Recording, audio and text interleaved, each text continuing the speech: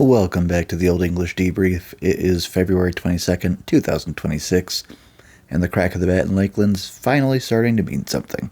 I'm your host, Josh Hendrickson, and you're in the right spot for a packed show about the Detroit Tigers and MLB news around the league. We're going to be breaking down a gritty comeback tie against the Baltimore Orioles, looking at a Cardinals pitching prospect who's making hitters question their career choices, and checking in on a 52-year-old legend who's still outworking everyone in the desert. But before we get to that and all the action on the field, we've got to look at how this roster is actually stacking up against the rest of the division. We have the game recap coming up, but before we get to that, we need to take a look at some Tigers news, including what the math is saying about our squad back home, because the latest projections just dropped and are a massive vote of confidence for this roster. According to the newest simulations, Detroit is now projected for 83 wins this season, giving us a 47 and 0.6% chance of making the postseason, and we're officially neck and neck with the Kansas City Royals for the division, sitting with a 35% chance to take the AL Central crown. The computer clearly loves our run prevention, projecting us to allow only 670 runs, which is the best mark in the division, which tells you that the industry is buying into this rotation that we've put together and the defensive upgrades we've made. A huge part of that defensive shift is that veteran stability that comes from the re-arrival of Gleyber Torres, who's quickly becoming the quote-unquote big brother of the clubhouse. Gleyber sat down with the media recently and made it clear that he isn't just here to put up numbers, he's here to be a mentor. He's been working closely with our young middle infielders like Kevin McGonigle, and Torres said himself that he's really happy to be in this position to help the next generation. Having a two-time All-Star that actually wants to share his experience with the kids is a massive culture win for A.J. Hinch and Scott Harris. Gleyber noted that when he was a young player with the Yankees, veterans like CC Sabathia helped him, and now he's paying it forward in Detroit. As far as I'm concerned, when Gleyber came back on that qualifying offer, I was a little bit concerned. I thought $22 million might be a bit touch high, but it's nice to see veterans like him and doing that role of mentor, taking on that role of mentor and helping out the next generation. It seems like a lot of times these athletes can, and rightfully so, kind of look at these young guys as like, hey, they're trying to take my job. And do I think that Gleyber is going to be a veteran long-term piece? It's undecided at this time. It kind of depends on McGonigle. He might just be a bridge guy, depending on how McGonigle does this year. And today, February 22nd, 2026, we had another spring training game. Like I said yesterday, stats in February don't always tell the whole story, but the vibes at the ballpark today were much better than they were yesterday, as the Tigers fought back for a 4-4 tie against a loaded Orioles squad. Got our first real look at the new roster in action, and even in a draw, there was plenty of StatCast nuggets to get excited about. The offense showed some serious life early, specifically from the top of the order. Austin Slater looks like he's ready to provide that veteran spark that we need, finishing the day with a triple and an RBI.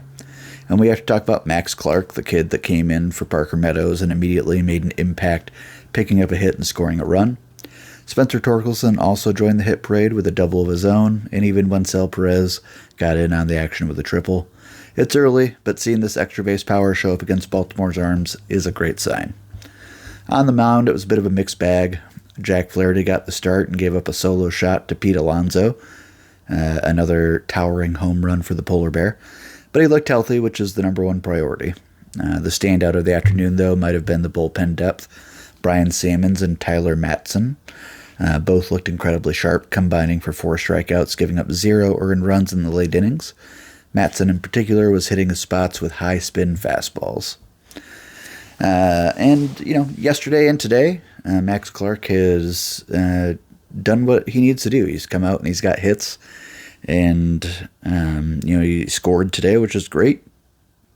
And like I said earlier in the season, It is up to Max Clark and McGonigle to kind of force the Tigers' hands when it comes to getting them up on the big league roster.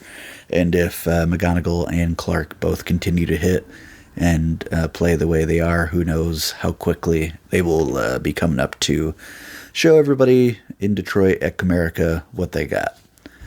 As far as Baltimore goes on the other side, the Tigers comeback was the headline for us, but we got to look at that Baltimore Orioles team that brought what that Baltimore Orioles team brought to the table, because that roster is absolutely terrifying.